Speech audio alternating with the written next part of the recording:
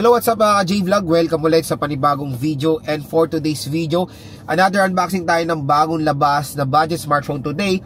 And this time ang topic natin is yung bagong labas sa Vivo Y04.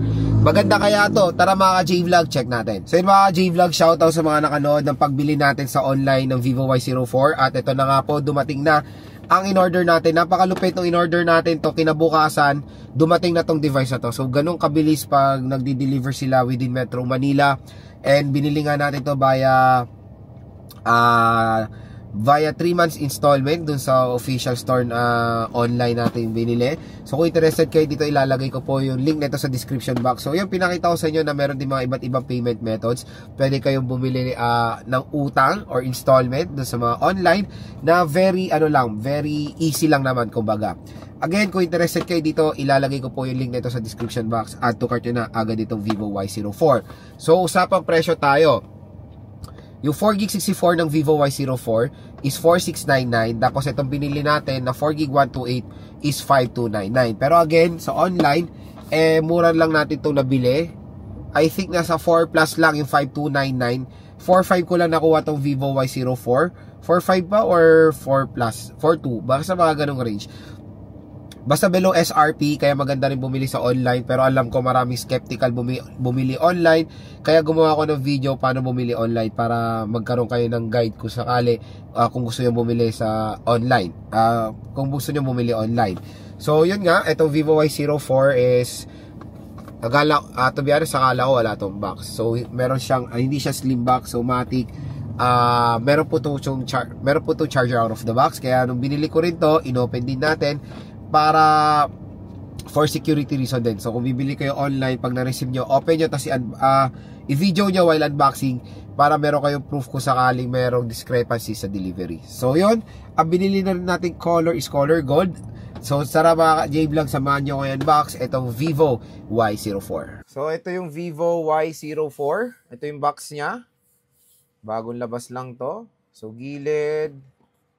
Ito yung mga iba't ibang kulay niya. Ito yung pinili nating color. At yung color na yan, tinatawag nilang gold. Yun, napakasimple. Gold. Ultra large battery.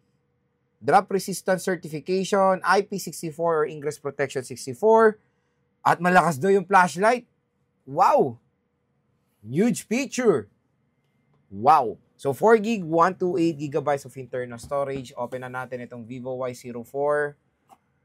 So again, inopen ko na to upon receiving dahil sa online natin ito binili. Mamaya na tong smartphone. Dumaan tayo sa content ng box. Nandito si Maring Jelly Case. Hello.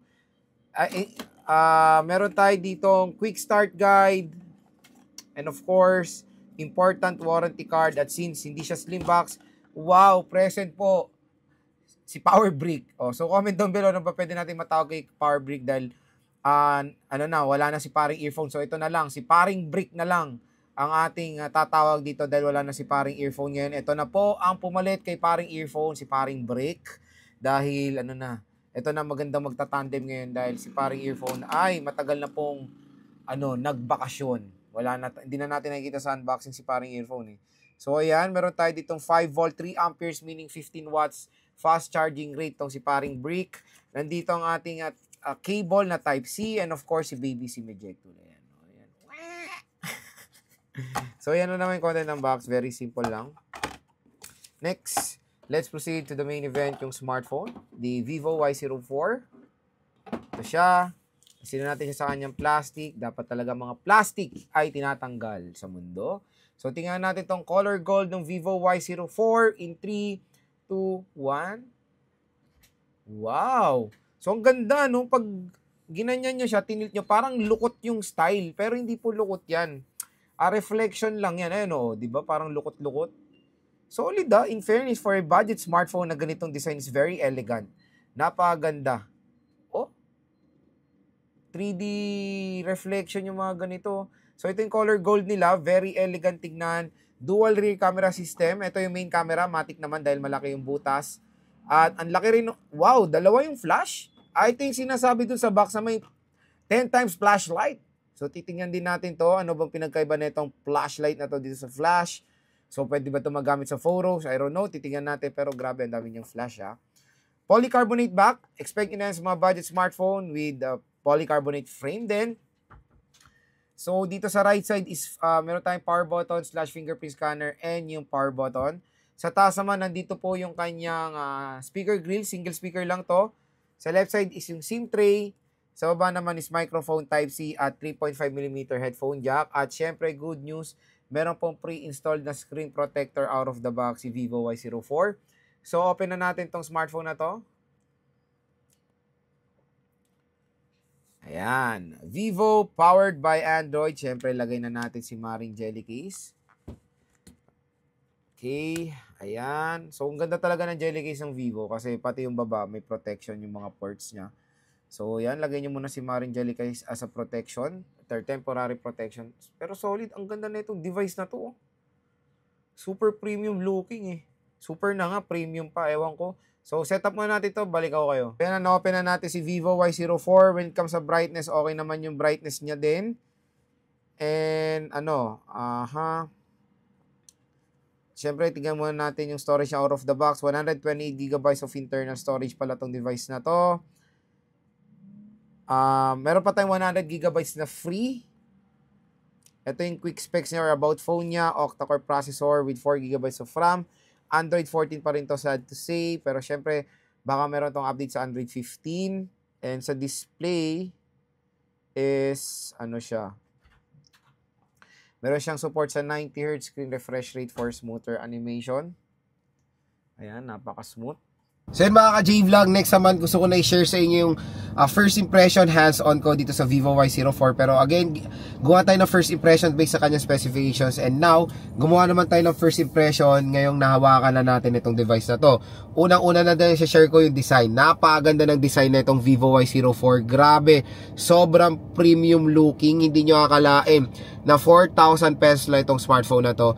Ito yung gustong-gusto ko talaga sa Vivo. Meron silang sleek design at very premium looking. Ayan, no? Ito yung color gold nila. Pero pag tinignan nyo ito na malayuan, mukha siyang silver. Mukha siyang silver, di ba? Pero ang ganda ng design talaga nitong Vivo Y04. So, meron siyang dual rear camera system. Ayan.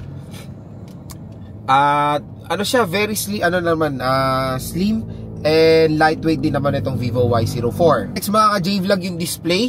Yung display napakalaki. 6.74 inches itong Vivo Y04 at ang maganda rin dito 90Hz screen refresh rate siya. So hindi na ako magrereklamo sa resolution niya na HD plus 720p.